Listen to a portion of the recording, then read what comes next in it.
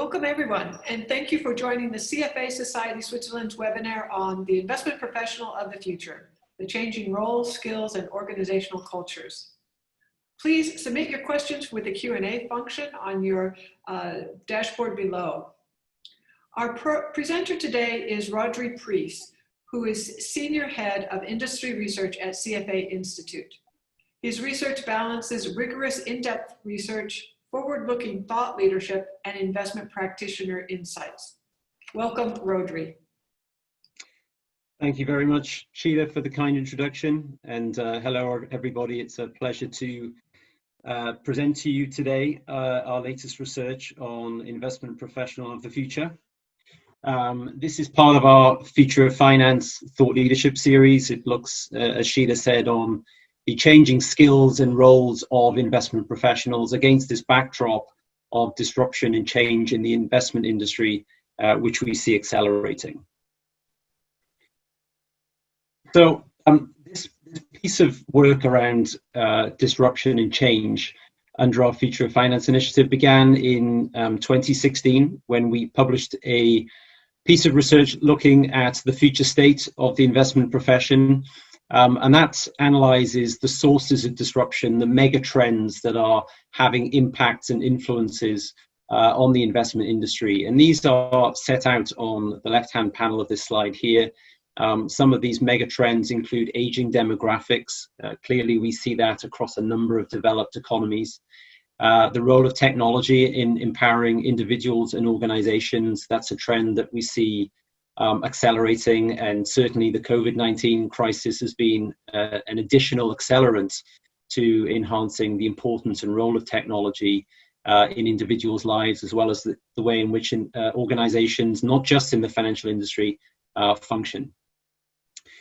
Economic imbalances, this is an issue that originated and actually predated the previous financial crisis in 2008, 2009. We don't believe those macroeconomic imbalances have been adequately addressed in that period.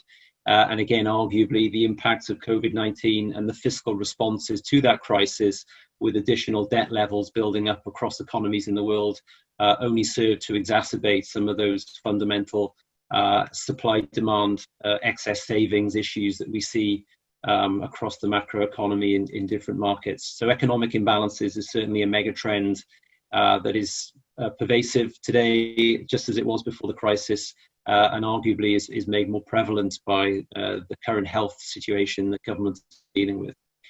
Government footprint talks to the importance of regulation. Clearly, the financial industry is a very heavily regulated industry. Again, on the backdrop of the global financial crisis, we saw a new wave of regulation to address some of the conflicts of interest and issues around transparency in the industry. And we don't see any of those issues abating in the near term. And then finally, resource management. Clearly, there's been a lot of focus around environmental, social, and governance issues, with a big focus on the climate issues in particular. What does the transition to a net zero carbon economy look like? What are some of the transition pathways that firms will have to deal with based on scenarios and forecasts around climate change and global temperatures as greenhouse gas emissions continue to rise? And that in turn is obviously having a big impact on corporates, how they think about physical risks, transition risks, but also on investment firms in terms of what is their exposure in their portfolios to companies that have both risks and opportunities from the climate transition that is ahead of us. So these are some of the very big mega trends, as I said, that we see impacting the investment industry over at least a 5 to 10 year forward-looking horizon. In turn, what does that mean for investment firms specifically? Well, we boil that down into these 4 scenarios that you can see on the right-hand part of this slide here.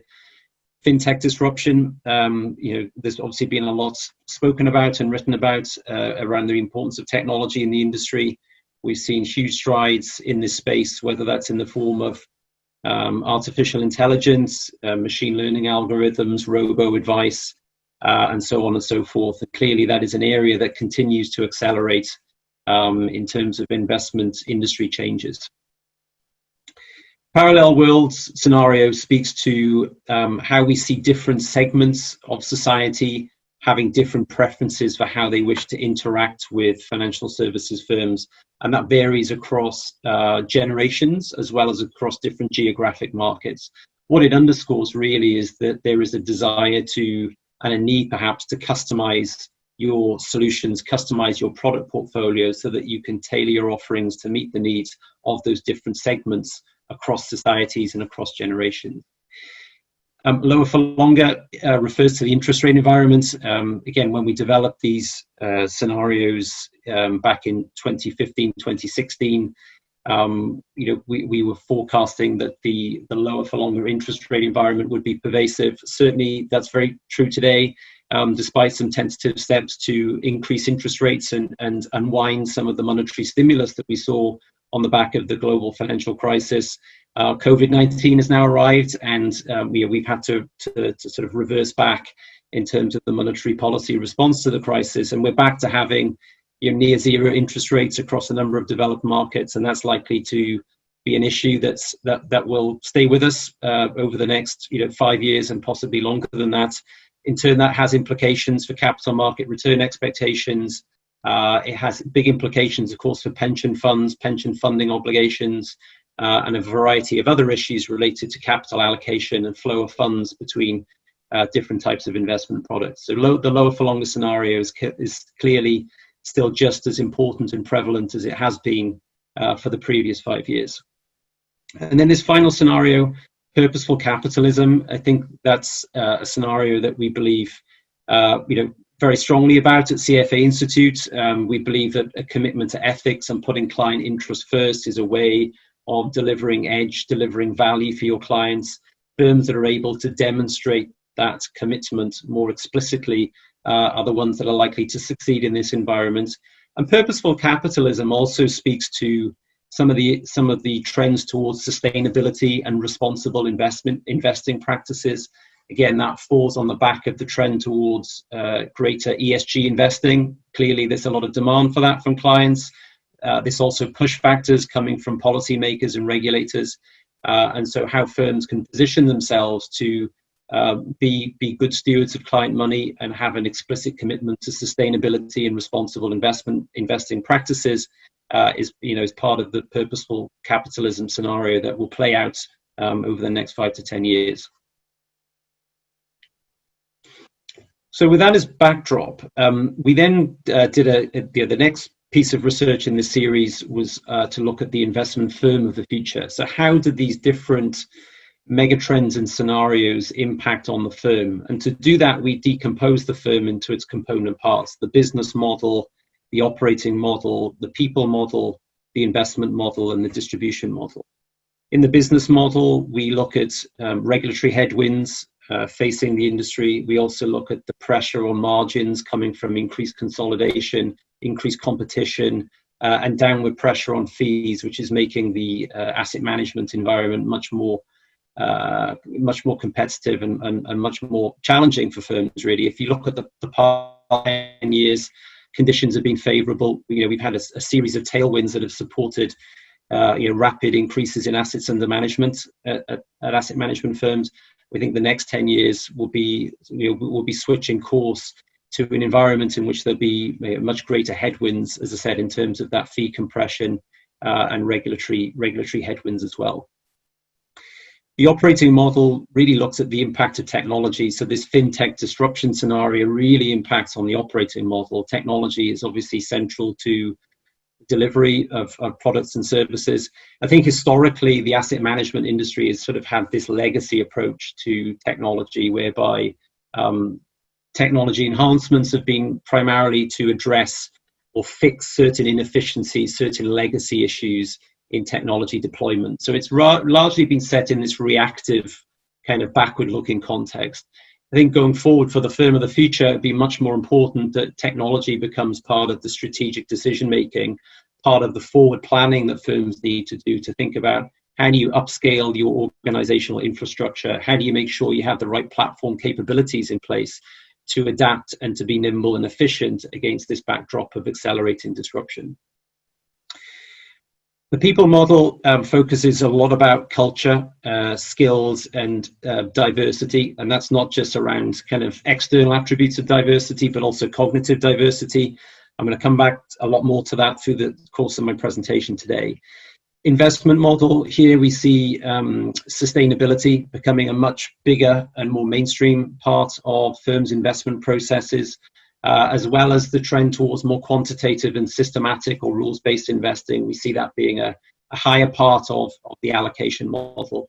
And then finally, distribution, again, that speaks to technology. How do you personalize and customize your offerings and deliver that to clients in an effective and cost-efficient manner? So technology is, again, just as much as it is with the operating model, it's very much core to the distribution model. So now we turn to the professional of the future. So we've understood the scenarios, we've understood what that means for firms. We now look at the professional of the future. This is our latest research offering. As I said, it looks at the roles, job skills, abilities that are needed for success in this future firm environment. We did the research based on a variety of different inputs. We firstly did a very large survey, 3,800 plus CFA Institute members and candidates globally. We also did another survey of around 130 investment industry leaders. So these are certain influential decision makers across the investment industry that we've sort of handpicked and consulted with to gain their thoughts and insights as to what are the important attributes of the professional of the future. So 130 plus industry leaders were surveyed as part of this research as well. We also held a series of discussion forums in different markets where we convened some workshops, again, to talk to industry professionals to understand how they see these drivers impacting on job roles and skills. And also we sought guidance from our Future of Finance Advisory Council. So we have a governance process to inform this Future of Finance leadership work as well. And that was another qualitative input into forming our thinking, forming these narratives around the investment professional of the future. So to start off, we conducted a market sizing exercise as part of this research to help us understand what is the current market for investment professionals, what are some of the forecast trends around the market for professionals. And to do that, we engaged Mercer to do a market sizing study. And in broad strokes, Mercer came back and suggested that they saw a compound annual growth in headcount in the core investment management job functions of around 1.5% over the next 10 years globally. That's increasing the number of professionals employed in what we would call core job roles in investment management from around just over 1 million to about 1.2 million 10 years from now. And those core job roles comprise, traditional roles like portfolio management, research, trading and execution, as well as the C-suite and some other roles. So, that's a fairly modest increase in headcount, but still it is a slight increase. Obviously, the caveat with these results is that we conducted a market sizing study with Mercer over a year ago now. So, clearly the COVID-19 pandemic would have an impact on some of these estimates. But taking a long-term lens of this, I think the broad summary is that we see flat to modest growth in terms of headcount in the core segments of the investment management profession.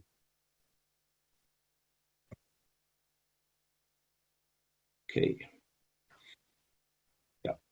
So to summarize this report, as I said, there's 3 sections to this: changing job roles, changing skills, and changing organizational cultures.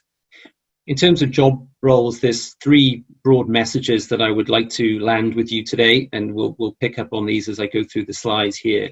The first one is that individuals' job roles will be transformed multiple times in their careers. I think historically in the investment industry, there's been this view that job progression, career progression often happens in a linear sense. If you think around the traditional career paths for people entering the investment industry, it's often from analyst through to portfolio manager, through to chief investment officer. We think those opportunities for linear career progression will be much more limited in the future, given the backdrop of disruption and the scenarios that we've outlined. And so individuals will have to be adaptive to these sources of disruption, and it's much more likely that career progression will happen in non-linear ways. So it will involve sideways moves and shifts into other and possibly new business lines as new opportunities arise and as job roles are disrupted by some of these sources of change that we've outlined here today. In our survey, around 43% of the respondents acknowledged that. They said that they expected their job roles to be substantially different in 5 to 10 years. We'll look in the next slide on some of the specifics around those job roles and how people believe they will be impacted over this 5 to 10 year forecast horizon.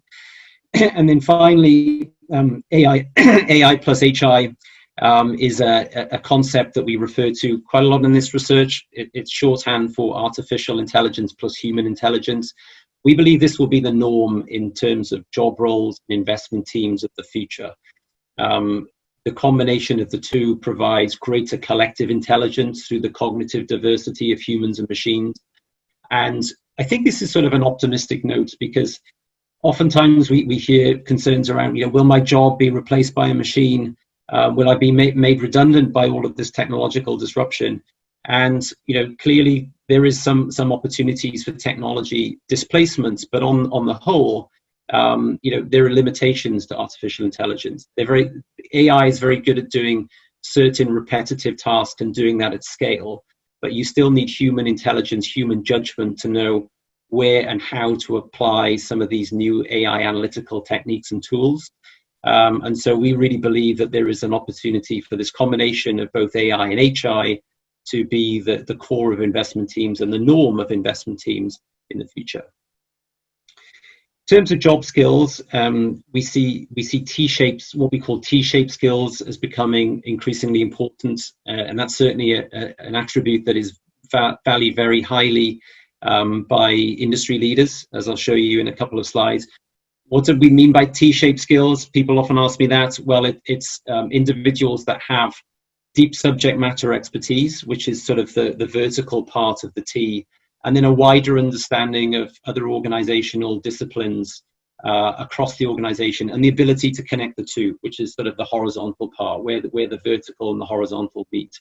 But not only having that wider understanding, but also those abilities to work across functions, to work collaboratively with people in different business units, so that you can maximize, the collective intelligence of human resources and the capabilities that you have at your disposal as a firm.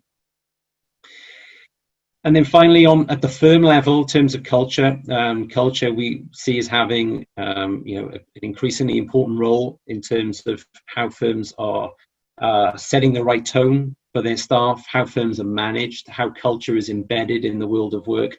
77% of the respondents expect greater changes in the world of work. And again, I think that is only likely to be heightened and accelerated by the current COVID-19 disruptions that we're all witnessing today. Just to give you one example, I'm doing this from my home. I'm sure you're all listening from your homes as well. That's probably not something we expected when we first envisioned planning for this session. But having that sort of flexibility and that sort of work-life integration rather than sort of work-life balance. I think now it's more about work-life integration, how people can do that, and how organizations can create a culture that fosters and facilitates that integration will be an important aspect for firms to handle and manage in the years ahead. So starting off with changing job roles, as I said, 43% of professionals said that they expected their roles to be substantially different in 5 to 10 years' time. This slide shows the different types of job roles here and the responses from our 3,800 plus survey respondents from the members and candidates survey pool. So while you see 43% saying that they expect their job to be substantially different, you see quite a lot of variation beneath that average result. In the information technology space, 77% said that they expected their roles to be substantially different. That's probably not surprising given the pace of change that we're seeing in terms of new technologies disrupting the investment industry. On the other end of the spectrum, at the C-suite level, less than a third of CEOs or CIOs said that they thought their job would be substantially different in 5 to 10 years' time. And then really you've got a mixture of responses in between that. If you look at financial advisors, planners, private wealth managers, around half of those said that they expected their roles to be substantially different, but only 4% said that they did not think the role that they perform today will exist in 5 to 10 years' time. So most of the respondents felt that these roles would still exist. It's just that they would likely be quite different in this 5 to 10 year horizon as a result of the forces of disruption that are coming to investment.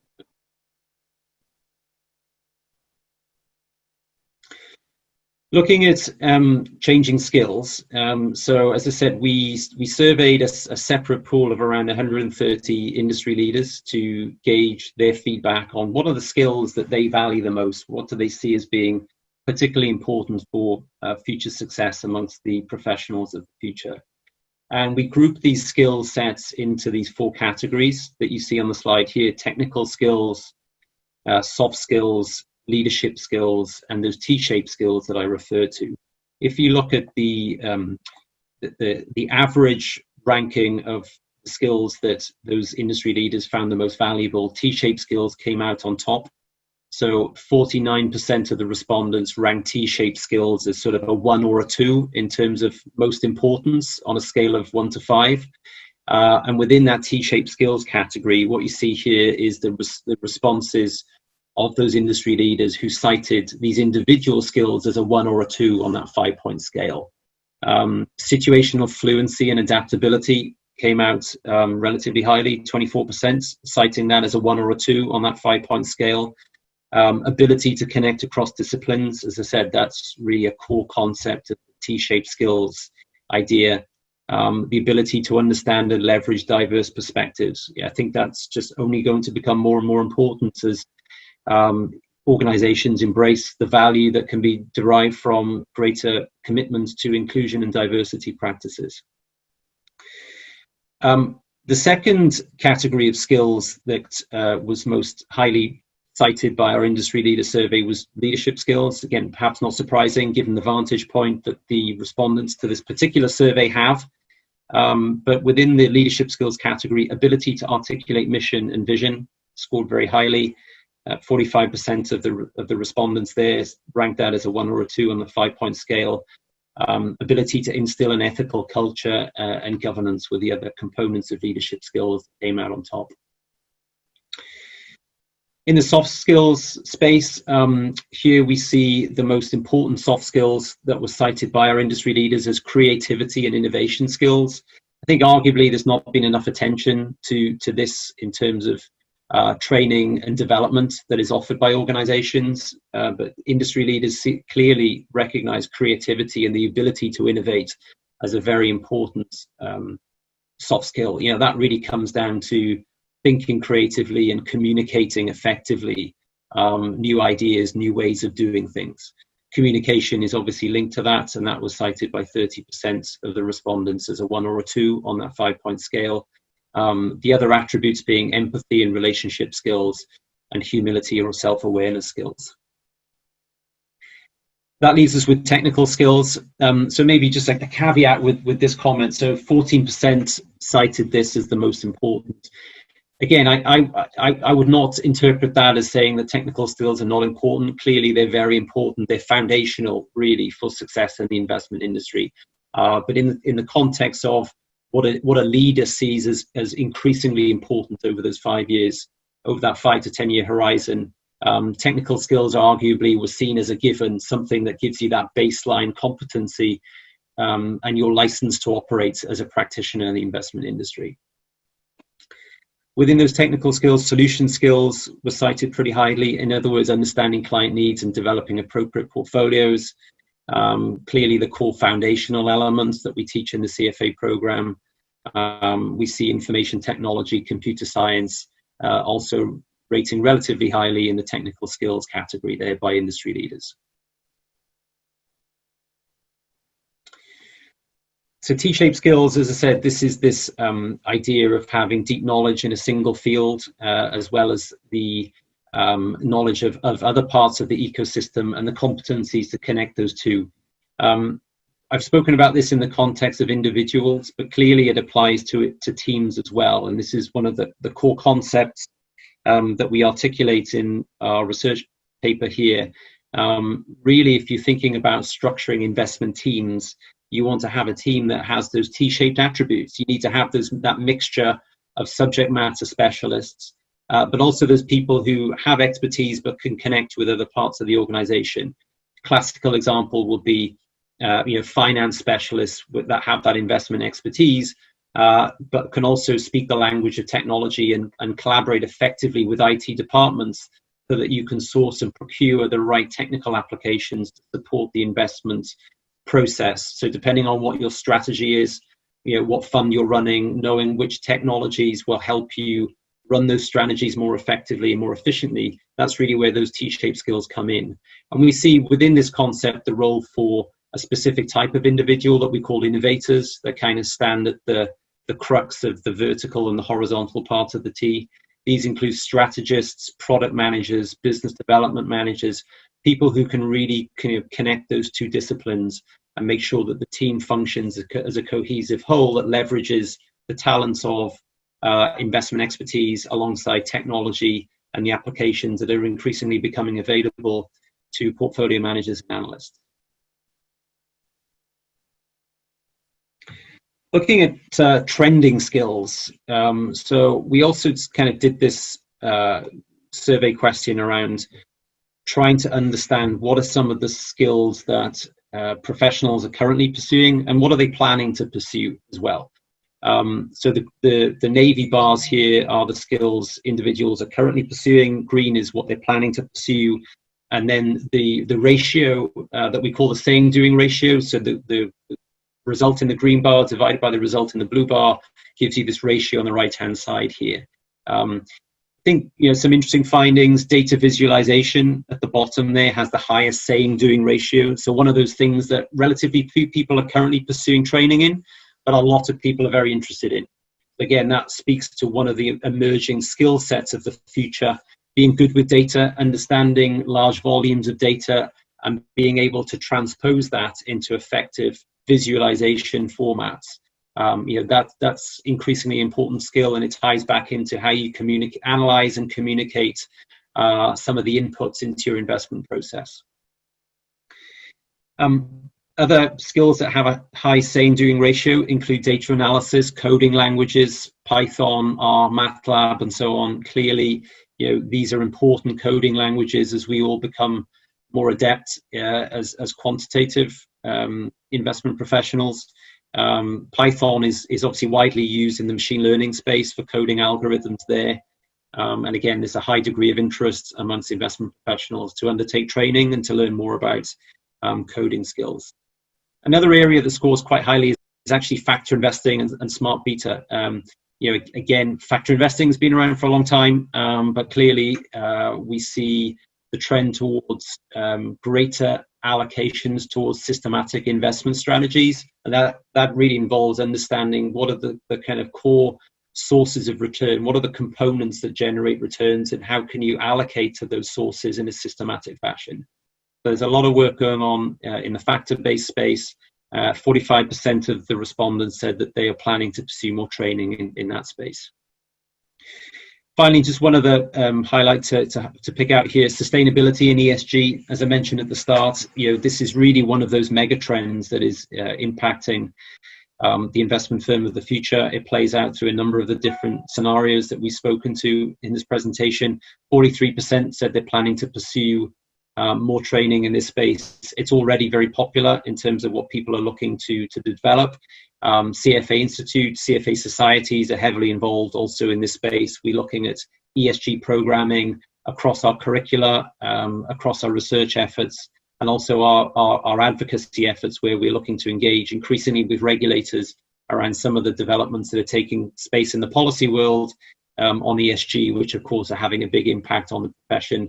In Europe, there's a lot of work being done on a sustainable finance taxonomy.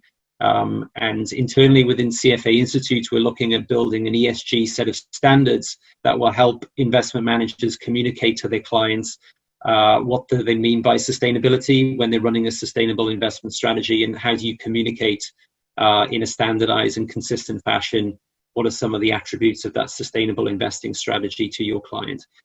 So that's clearly an area that is only likely to grow in importance and remains very popular in terms of those currently pursuing training, but also those planning to pursue training around sustainability and ESG. So putting it all together, we've got some core messages here for investment professionals to take out of the research. We've got 3 messages for individuals, 3 for organizations. Starting with professionals, we've got this concept of the career flywheel. And that really, what that says, I mean, abstracting from the detail in the slide here, what that really means is that you need to commit to lifelong learning, keep learning. This concept of a flywheel is really alluding to the idea that building momentum in your career takes effort and takes time. And the more effort you put into that, the more momentum you build. So that's this sort of flywheel concept that generates more and more momentum, the more effort you put into it. To sustain that momentum and to position yourself for career success, that really boils down to this commitment to lifelong learning. That's obviously something we believe very passionately about as a professional organization. We have a variety of professional learning resources for that. That's obviously delivered largely through our societies, through CFA Switzerland. The CFA Institute is also working on developing a competency model to help us think around what are the important job roles and skills and competencies, and how can we develop professional learning content to align to those skills and competencies going forward. So keep learning, be adaptive, be agile, and continue to put that effort into your learning journey to sustain momentum in your careers over the time horizon. Second key takeaway for investment professionals is to look at the suggested skills pathway. So this is kind of a stylized chart here, which shows that in the early stages of your career, the focus really should be on those technical skills. As I said, that is your license to operate as a professional in this industry. Make sure that you acquire the core technical skills to be a good analyst and to position yourself for success in your career. Then over time, you build on that foundation of technical skills, adding in soft skills, being a good communicator, a good influencer, someone who can connect across different parts of the organization, and so forth. And then in the latter stages of your career, it's really adding in those leadership skills, the ability to articulate a mission and a vision, and becoming increasingly T-shaped so that you can leverage the collective intelligence and combined resources of your organization by having your own expertise, but having that ability, as I said, to connect across disciplines and harness the collective intelligence that you have at your disposal as a leader in this industry. And then finally, technology, be tech savvy, harness and navigate technology. We've tried to distill that into what we call the technology hierarchy of impacts in this pyramid here. At the bottom, this refers to basic applications, and the basic message here is that everyone will have to do things differently. Everybody will have to be more comfortable using and understanding technology. We will all have to have that basic concept and grasp and be able to speak the language of technology at a basic level. In the middle, we see that investment management and technology teams will come together and be most effective as a T-shaped team.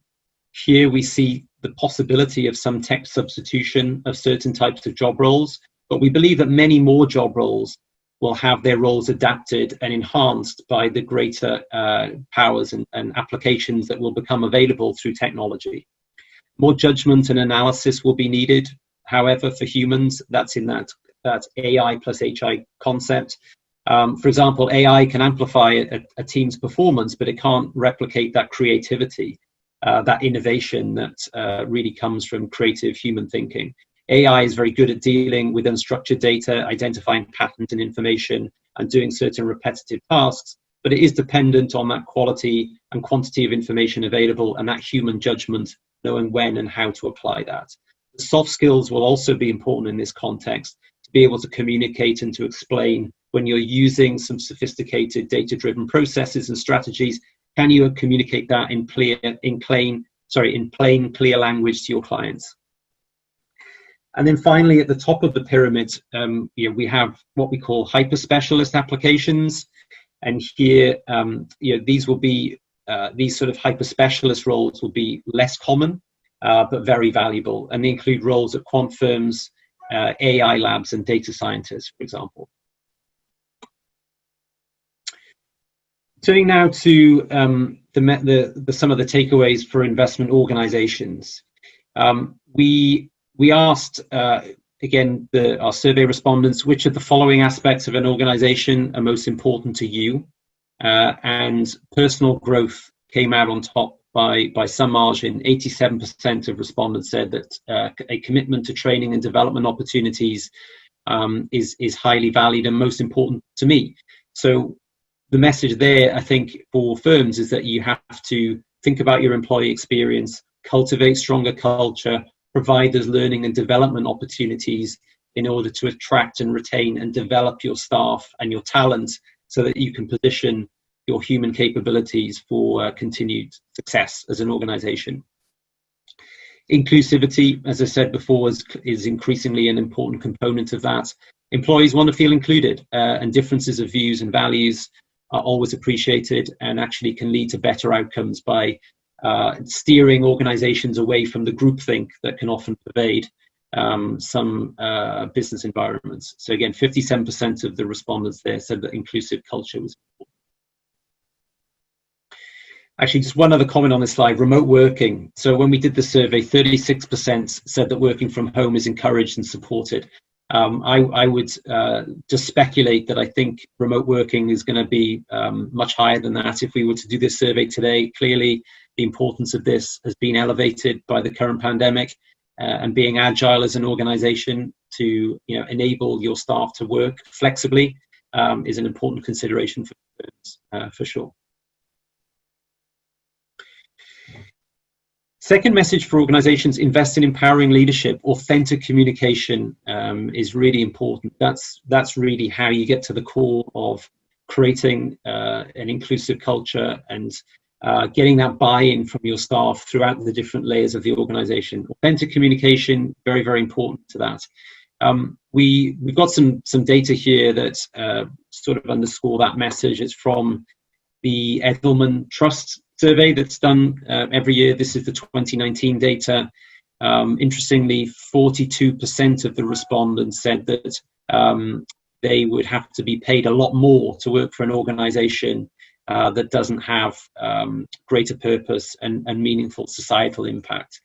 And 25% said that they would never work for an organization that does not have that commitment to purpose and societal impact.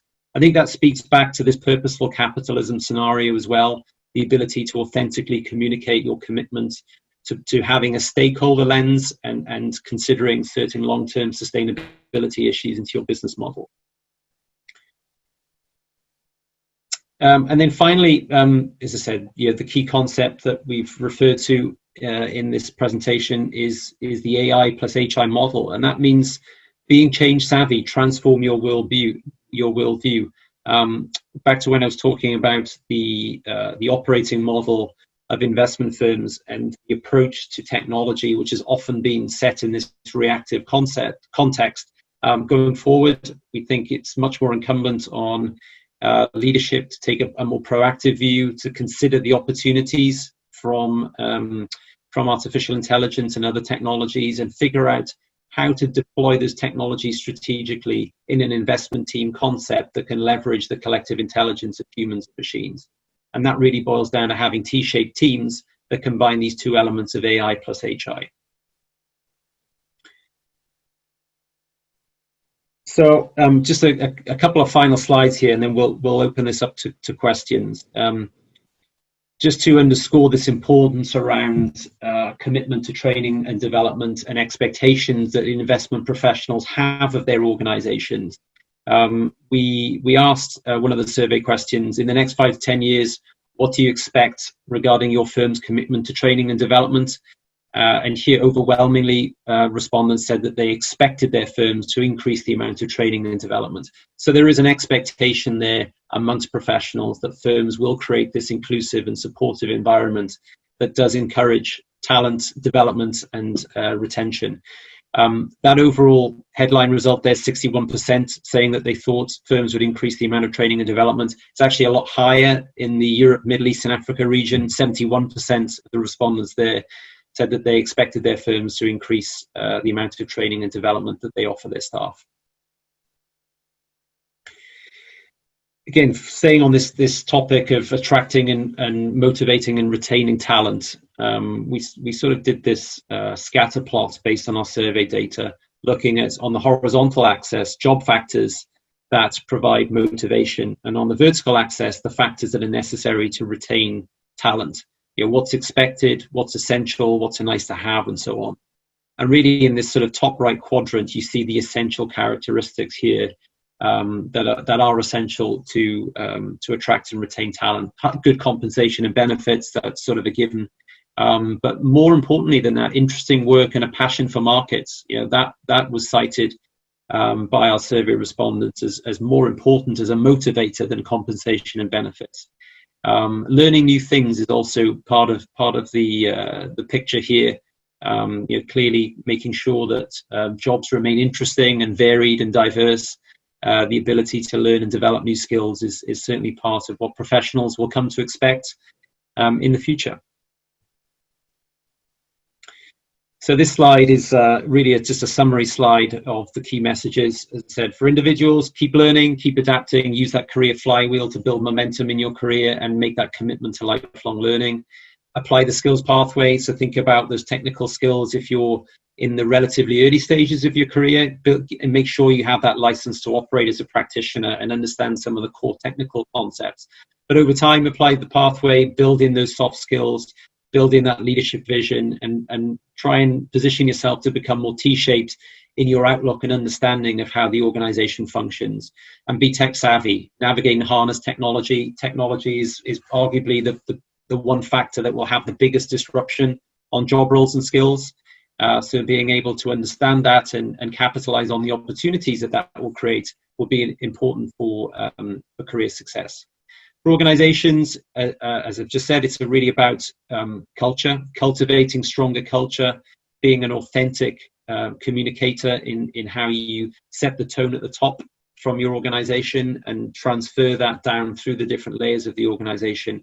And being change savvy, have that proactive and forward-looking view around the opportunities that will arise from technology and how you think about building T-shaped teams and T-shaped teams that have this AI plus HI collective intelligence construct at the heart of them. So that really concludes the presentation. This slide is really to show you where to find more resources. So the research is freely available on our website. We have a dedicated microsite for this research, futureprofessional.cfainstitute.org. There is a wealth of other resources and information on there. It allows you to look at the different chapters of the research. And there's some interesting tools on there as well, such as a career adaptability score that allow you to understand, you know, how adaptable are you as an individual? Can you benchmark your adaptability against other professionals in the industry? So there's some fun and engaging tools there on our microsite. So please do look at that at your leisure. And with that, I will hand back to Sheila, and I'm happy to take any questions. Thank you. That is very thought-provoking. Let me encourage you, if you have any questions, any specific questions, please feel free to submit them with the Q&A function. We do have a question right now from Philip Sundquist. In light of the trends outlined in your research, do you expect the Institute to begin requiring professional learning for its members? If so, when are we likely to see this requirement come into force? That's a really interesting question. It's an issue that CFA Institute actually has been grappling with for quite some time. The bylaws of the Institute are such that it requires a member vote to make a motion to require professional learning. Right now we are focused more on building out a more compelling capability to deliver professional learning programming. So that really looks at the technology offering, the platform through which we can deliver learning content, and how we can collaborate with societies who are also great sources of knowledge and content, but also distributors of that knowledge and content to the local audience. So I think there's a lot of work first to be done within the CFA organization to build up our capabilities, to get the technology platforms right for delivery, and then make sure that we've got compelling content that can fit into that narrative. I think we have the content. I think that the challenge historically has been trying to articulate that in the context of a competency model, a competency framework. There's been a lot of work done on that in the past couple of years to build out what are the competencies, what are the skills required for different types of job roles, and how can we map our content to that. So there's more work being done in that context. So I think the short answer is this is not something that's on the agenda right now in terms of a mandatory professional learning requirement, but clearly we do have one eye to that if we can provide a more compelling platform and a more compelling offering to members and charter holders. But as I said, the content is all there. The challenge is really organizing it and delivering it in an effective and efficient capability. Good, thank you. Florian Devote has another question. In regards to technology knowledge development, what type of training would you undertake as a person in his early career? Yeah, I think we've done these presentations to a number of different organizations, and I think the messages in this report land much more easily with people at the relatively early stages of their career, because for them, they can see the disruption happening. And if you're relatively early in your career, this is arguably pretty exciting because you're seeing a whole wave of new opportunities that are going to open up in front of you. If you're an established professional that's maybe been in the industry for 30 years, I think it's much more challenging to figure out how do you make sure that you can adapt your skill set to stay current and relevant and important against this backdrop of change. But for younger professionals, I think there's a lot of exciting opportunities there. To answer the question specifically on technology, one of the trending areas of skills that people were focusing on is data visualization. I believe that's an increasingly important area in this era of big data. We have an explosion of data from multiple sources. We have new alternative sources of data that were not previously available to us, whether that's in the form of social media data, satellite imagery, mobile phone location data, for example. The challenge is, how do you harness that, understand it, and channel that into an investment process? And here there's really a big demand for individuals who have those skills, and data visualization is part of that. So it's extracting the data, mapping it out, and being able to communicate this big data in a coherent and a compelling fashion. So some of the tools out there, Tableau, ClickView, there's a number of other data visualization tools, but being able to work with big data sets and have the sort of tech skills to, as I said, to manipulate that and to display that in a visualization format is very important. One final comment as well on the coding side of it. I think, here, I don't think we should be trying to give the message that everyone needs to become a coder. Not everyone's going to become a quant. These are the hyper specialist roles. Clearly, we still see that for most mainstream investment professionals, coding is not going to be part of your job. You will have specialists who will do that for you. The trick will be to understand where and how that those coding skills can be useful to you as a portfolio manager, and how you can collaborate effectively to harness those talents into your process.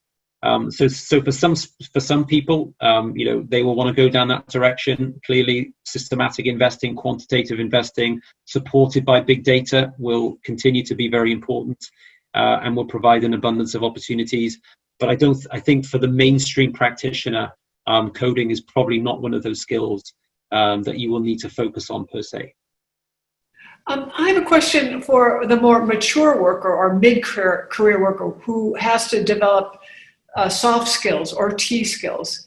It's relatively easy to say, I know how to code, and here's my code, and here's the output. I think it's harder, how do you address the issue of developing a soft skill where there seems to be a lot of just personality involved? How do you develop that skill, and how do you then substantiate that you do have that skill?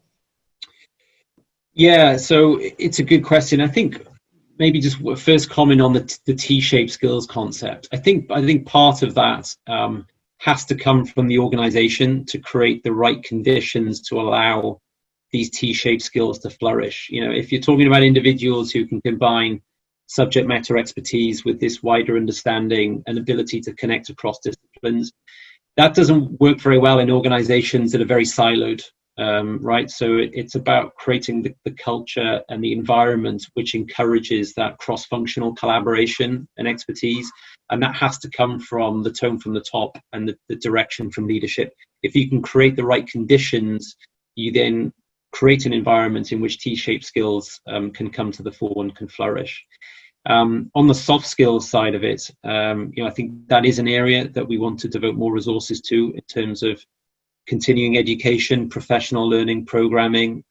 We have some really good material out there already, how to be a good communicator, how to work effectively, with different mediums of communication, and also the creativity aspect of it. It's harder to teach that. I think that's a good point, Sheila. How do you teach someone to be more creative?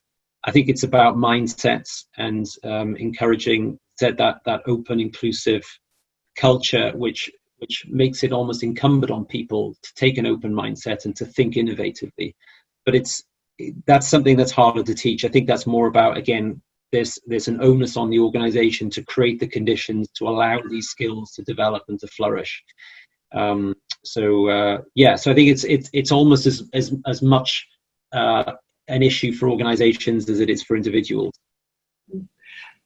In looking at the flywheel, it does assume that it's not a linear progression, but it circulates. My question is, what if you're mid-career and suddenly you don't have the technology? Do you just go back and you say, now I have to develop the basic technology and then build up that sort of career path of technical skills, soft skills, T skills? So is it going to be so disruptive, you anticipate, that you just really have to start over again in that progress? That's another good question. I'm not sure that it's so much about starting over. I think the key trick is to know enough about some of these emerging disruptors and emerging skills and requirements, and being able to communicate with the people that will be doing those things, right? So if you're a more experienced professional, I don't think it's likely that you would have to kind of row back and train up in some of these areas of expertise, but it's about being able to understand enough so that you can get the best out of your talent, out of the individuals who are acquiring these skills, and you can plug those skills into your team. So if you're more senior, you're more likely to be in a managerial capacity. It's about getting the best out of the talent and the people that do have those skills. So I think it's about having that sort of base. When we talk about the technology hierarchy of impact, it's about that base foundational level of that pyramid, understanding and being able to speak the language, but not necessarily having to acquire the expertise, because you can rely on others in your team who will be able to build up those talents. Your research also suggests that organizations should focus more on training. We're seeing, especially in this environment, anticipating a lot of cost cutting.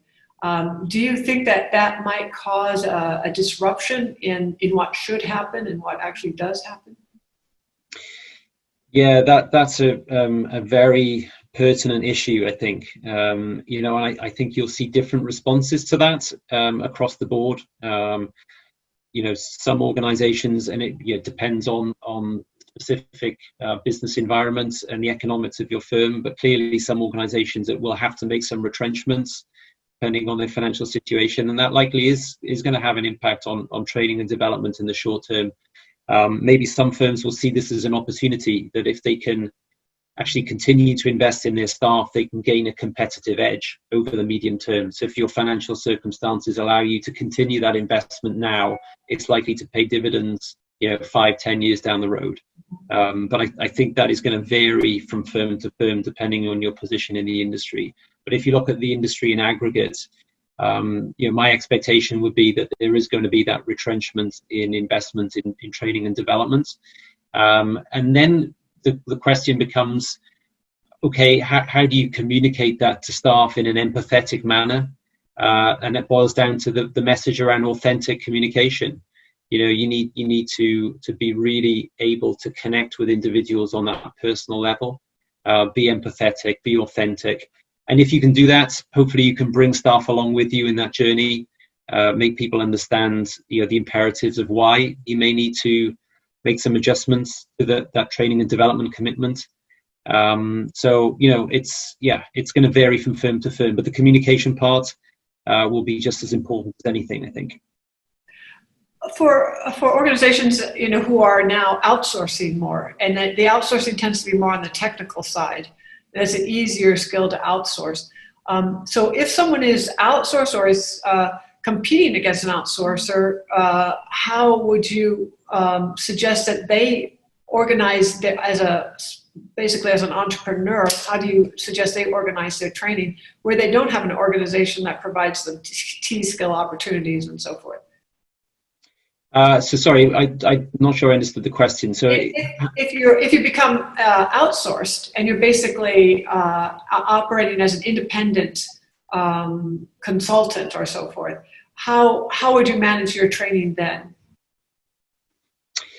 Yeah, that's a good question. So if you're the outsourcee, how do you manage that? Yeah, I mean that's a real challenge. I mean, I think that's probably a good question for the decision makers in investment organizations, for the C-suite and so on. How do you manage those issues?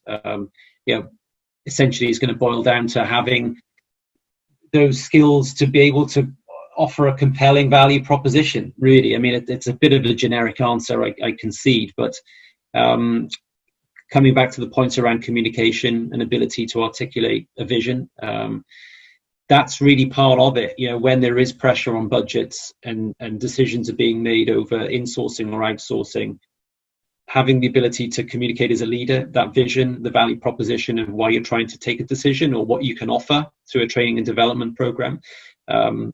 As I said, it's a general answer, but I think it applies in this context of outsourcing.